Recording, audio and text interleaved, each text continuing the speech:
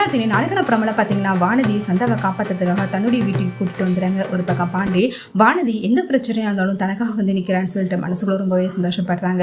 வானதி கிட்ட ரொம்பவே எமோஷனலாக பேசுகிறாங்க. வானதியும் உனக்காக பண்ணாமல் நான் வேற யாருக்கு பண்ண போகிறேன்னு சொல்லிட்டு ரொம்பவே ஃபீல் பண்ணி பேசுகிறாங்க. அடுத்து சந்தா இருக்கிறது அந்த ரவுடிங்களுக்கு தெரிஞ்சது. ரவுடிங்க வானதியுடைய வீட்டுக்கு வந்து பயங்கரமாக சண்டை போடுறாங்க.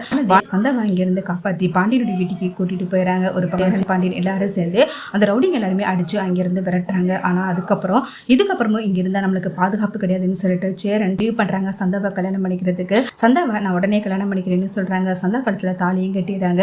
அடுத்து அந்த ரவுடிங்கிட்ட இருந்து சந்தாவை காப்பாத்துறதுக்காக சேரன் சந்தோடைய கழுத்துல தாலி கட்டிடுறாங்க. அதை பார்த்துட்டு அவங்க ரவுடிங்க எல்லாருமே சேர்ந்து பயங்கரமா டென்ஷன் ஆகி இதுக்கப்புறம் அவங்க நான் வாழவே விட மாட்டேன்னு சொல்லிட்டு அங்கிருந்து போறாங்க. அடுத்து சோழனும் நிலாவும் வீட்டுக்கு திரும்பி வராங்க. சந்தா கழுத்துல தாலி இருக்கிறத பார்த்துட்டு சோழன் பயங்கரமா ஷாக் ஆறாங்க. இது எப்ப நடந்துச்சுன்னு சொல்லிட்டு கேட்கறாங்க. அடுத்து சோழன் கிட்டையும் நிலா கிட்டையும் நடந்த விஷயத்தை பத்தி சொல்றாங்க. ஒரு வழியா சந்தாக்கும் சேரனுக்கும் கல்யாணம் நடந்துச்சுல, அதுவே போதும், இதுக்கப்புறம் யாரும் வந்தாலும் நம்ம பாத்துக்கலாம்னு சொல்லிட்டு ரொம்பவே தைரியமா இருக்கிறாங்க.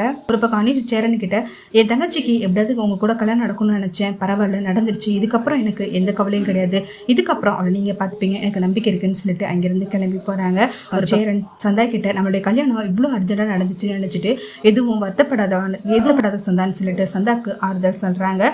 சந்தா எனக்கு நடந்ததே சந்தோஷம்னு சொல்லிட்டு ரொம்ப வேஸ்ட் பண்றாங்க.